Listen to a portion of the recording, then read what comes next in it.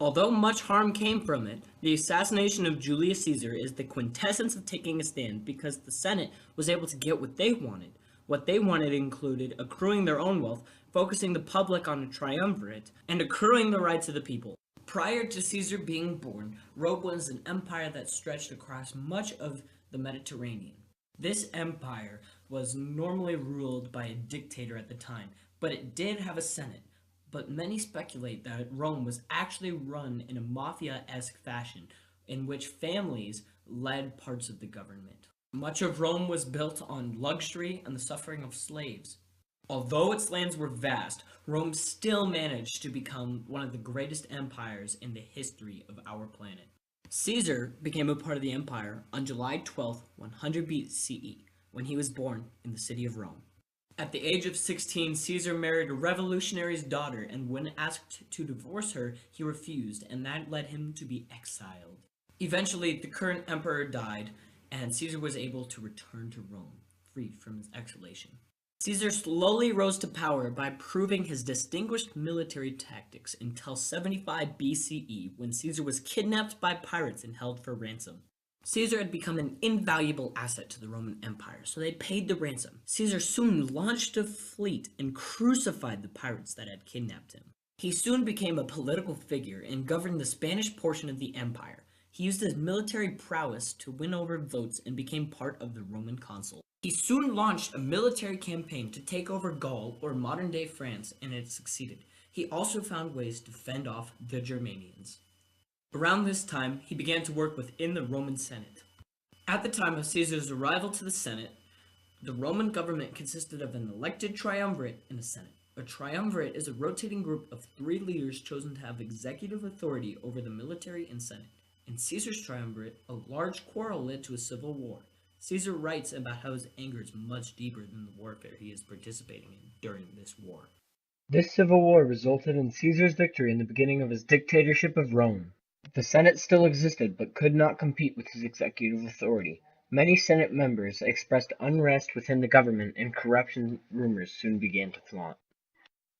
Many Senate members further wished to restore a triumvirate, one that would work in unison instead of against each other. The lead conspirator behind Caesar's assassination was a man named Brutus. Caesar looked upon him as a brother throughout his life.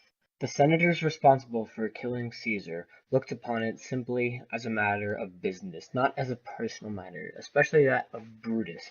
Brutus looked upon Caesar as a brother throughout his life, and therefore he did not wish to cause harm to Caesar unless it would, in fact, benefit Rome. Because it in fact would benefit Rome, however, Brutus was forced to stab Caesar, but how it happened is more of the story here. On the Ides of March, Caesar left to go to a routine Senate meeting, and it was there that he was confronted by multiple members of the Senate, each wielding their own knife. It is speculated his final words were "Et tu, Brute?"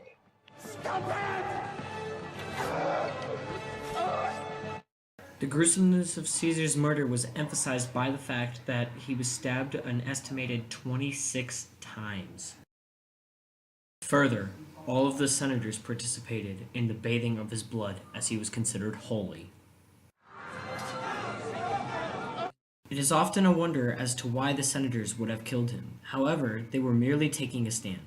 One reason they killed Caesar was to accrue the civil rights of the common people. The people of Rome had specific jobs assigned to them and could not entirely change in the social ladder. They all admired Caesar greatly, as many of them were uneducated. After the initial outrage of his death, the Senate granted them the ability to change jobs and move up the social ladder. For example, Cicero wrote in a letter to Antony how the people of Rome were so upset that they were considering a revolt. The letter sparked ideas within the Senate to give the people more rights in order to calm them down.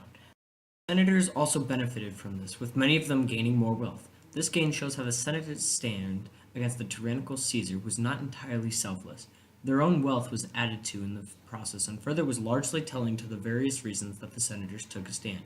Not only was the focus on benefiting all of Rome, but it was also on helping themselves in the process. The way that they actually gained wealth was that Caesar's rule was blocking power within Rome from reaching the aristocratic elite. Once they gained power from his death, they were able to gain wealth easier through their older-fashioned, mafia-like tendencies.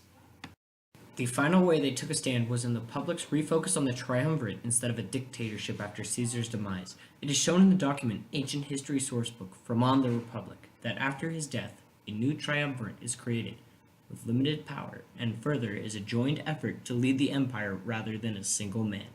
The senators were therefore taking a stand because they were benefiting the Republic of Rome. Further, they did what they thought was best in order to achieve their goals. That is how this topic fits the topic of taking a stand. Within the weeks of his death, the public had a major uproar. Many of them said that they would revolt against the senators, as they were more nervous that the Senate was taking the quote-unquote sovereign of Rome, which was stripped from them without their permission. The government began to stress of a revolution from the people of Rome. Thinking the best way to calm things down was to benefit them, they set in place laws and other government ideas to give the people more rights. These included the reinstatement of a triumvirate and the ability for the people to gain more wealth and move through the social ladder, as many people in Rome were forced to stay within a certain social class at the time. While this benefited many of the people of Rome, this made the senators drastically unhappy. After roughly 5 years had passed, the new triumvirate was launching into their own civil war. This civil war was largely due to the ideology of the members. In the end, another victor of the civil war led to the re-establishment of a dictatorship in Rome, showing that one positive effect of Caesar's death, the re-establishment of a triumvirate, was removed after only 5 years. This is likely because 2 of the members had close relations with Caesar and were likely to follow in his footsteps. Further, the people's rights remained intact, and the new dictator of Rome, Antonius, attempted as much as possible to be a dictator of the people. In other words, he made the people believe he was on their side, even if he was only benefiting himself. Antonius married Cleopatra, which led to a positive relationship with the Egyptians until his death in 30 BC. Historians from this source also speculate that the relationship with Egypt began to deteriorate because the Egyptians feared that a dictator from Rome would soon wish to conquer them, as they remembered the dictator Caesar. They likely feared this as Caesar attempted to conquer the entire surrounding area of Rome, with the exception of Egypt, which Caesar spared because of Cleopatra. This is when the Roman Empire slowly began to lose power in the world. The entire circumstances of these events led to many questions, the first of which is the most common question that arises within Caesar's demise. What is the price of liberty? This is one question that is consistently brought up, and Caesar's demise is often in support of one argument or another. More questions arise on the failure of democracy and that Caesar's death was largely useless. Yet further, all of these draw the question, what would the Roman Empire have amounted to with Caesar as a dictator for a longer period of time? In other words, what would have happened if Caesar was never assassinated? These questions all cause questions among historians and others today. But Caesar's legacy does not stop at questions. His rise to power has been compared to that of Hitler's rise, by gaining power through the common people.